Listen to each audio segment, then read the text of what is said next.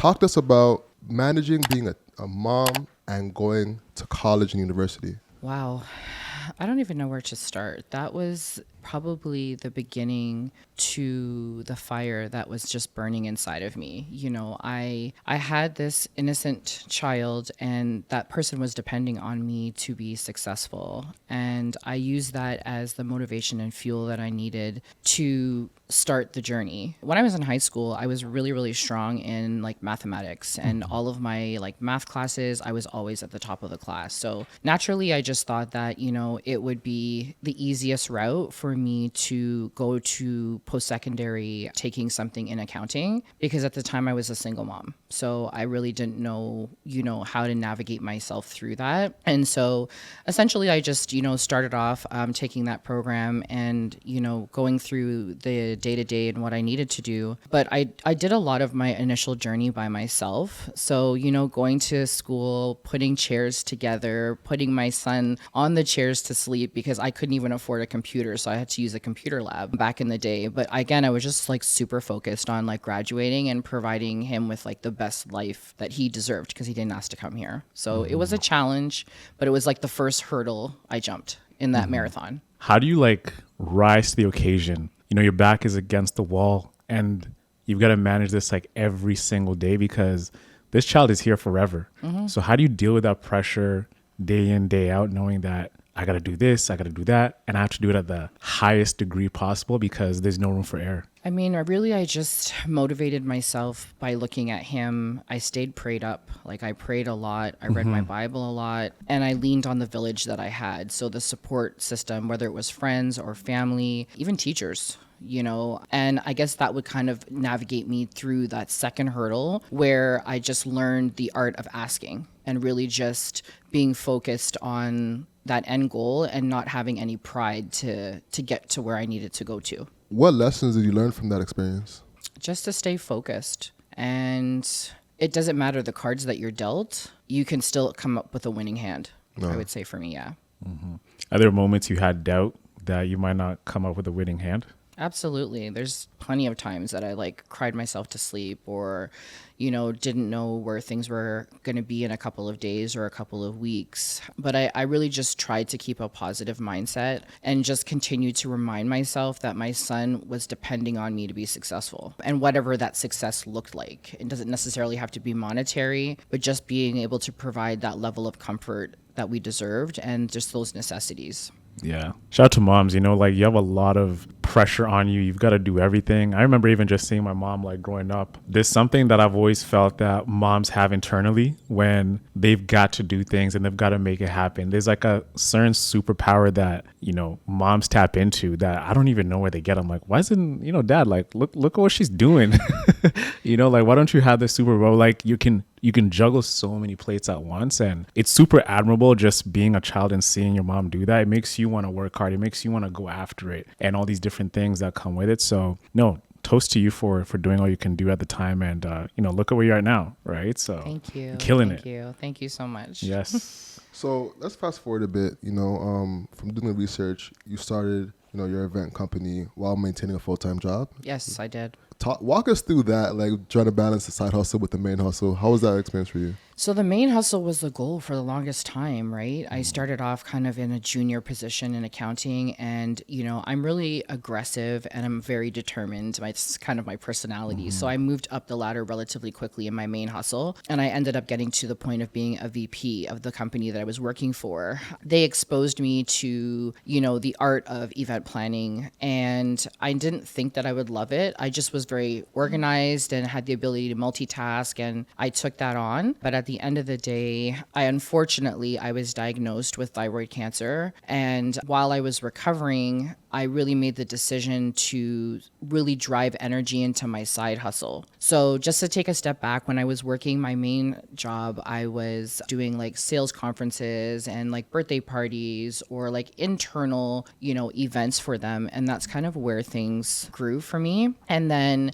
I decided that I wanted to create this, I guess, intro to the second hustle into like a career. When I was diagnosed and I was in the hospital, I just remember remember telling myself that I just wasn't fulfilled. I wasn't happy with, the way that I was going with my, let's call it 9 to 5. And I just decided that I wasn't going back to work. I was going to run with, Leigh Event Group on a full-time basis. And I'm just going to take a risk. I had no plan, no business plan, literally had no savings. We had just bought a house, and I had to look at my husband and say, like, hey, guess what?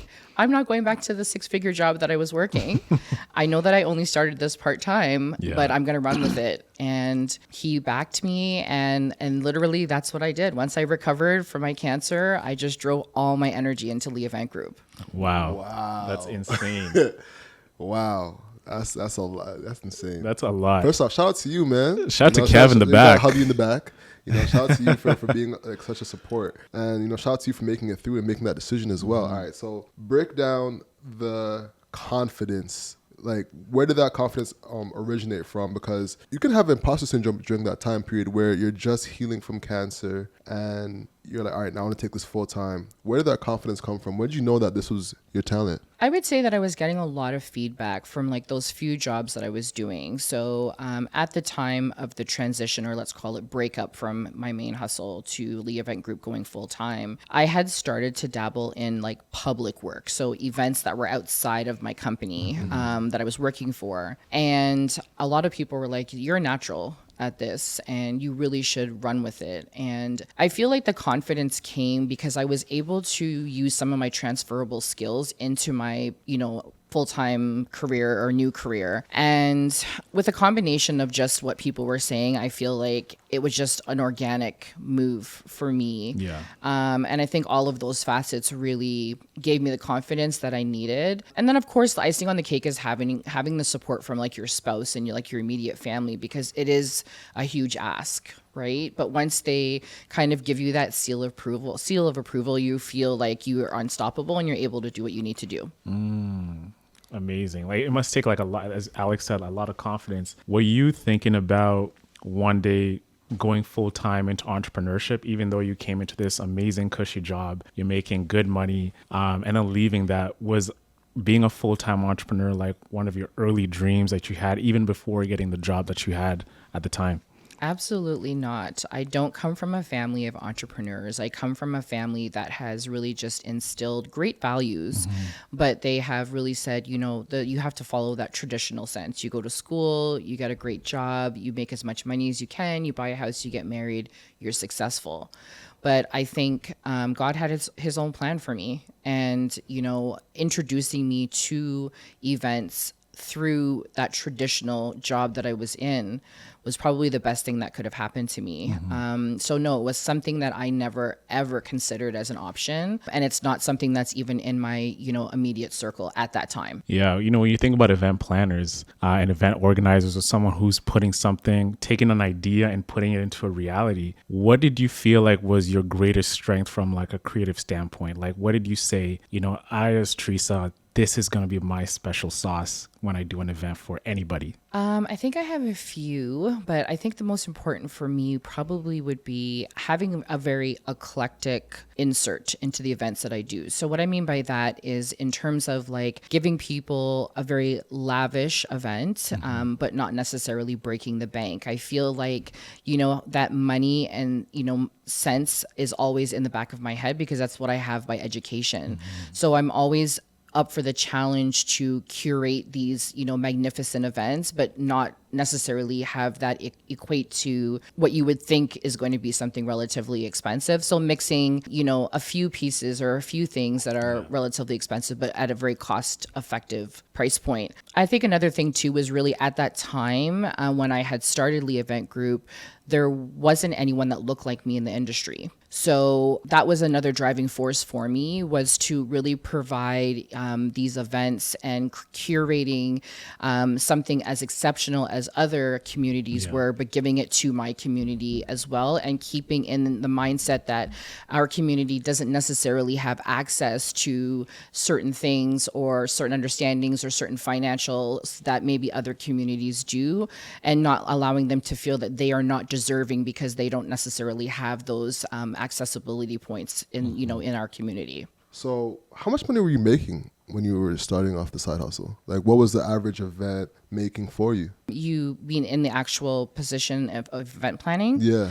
I think when I first started, I was only doing jobs for like maybe $1,000, $1,500. You know, I was relatively new, so I was scared to do a lot of like full planning. So I did a lot of coordinations to start. So there's a very big difference between, you know, a coordinator versus a planner. And essentially the way it rolled for me was like I was a coordinator first, $1,500, $1,000 per job ish. And then I introduced myself to like partial planning, which is kind of coordination, and then some planning, but the client has already done some of theirs, and then segued myself to event planning and obviously event designer now. So yeah, back then it wasn't as much because I was very focused on quantity, not so much quality. And I felt like taking the most jobs would give me the most experience. But in retrospect, that wasn't a good idea at all. Was it like a lot of burnout or something? I was extremely burned out, but I was working so much that I wasn't absorbing things. So I wasn't really getting the understanding of like what I was doing well versus what I was doing wrong because I was just on to the next job. So, you know, I was afforded the opportunity to do a lot of events quantity wise at the beginning, and I still am, but it just wasn't the best form or introduction into the actual industry itself. And if someone were to be starting like right now, would you advise them to be taking that path towards learning and becoming like a master event extraordinaire? Like, would you tell them to do that path, or is there like a shorter path now that you have the experience from where you're at now looking back? I think things have evolved, you know, since I started. And I mean, if someone is doing it now, which I, you know, currently do as mentor, is I would recommend that anyone that's new get a mentor. You know, there's different facets of mentorship in the event world, but definitely intern, you know, shadow, and you have the resources now to really prepare yourself for entry into, you know, the event world itself. Yeah, and I can't wait to dive into the advice for young creators. That's going to be, I think, one of the most useful aspects of the show. But I want to get into your business model right now, you know, because you have, 3 businesses right now? Yes. And, you know, well, first off, I'd love to ask you, what valuation would you put on Leigh Event Group? Leigh Event Group, wow, we do a lot of big jobs annually, and that US dollar really helps. So I would say we're probably close to about 2 million in worth. I mean, we're talking about 13 years now, so yeah, 2 million. Thank you so much for checking out this episode. Make sure you visit hustleovereverything.co and cop some fire merch that we have in the store, and then we'll see you in the next episode.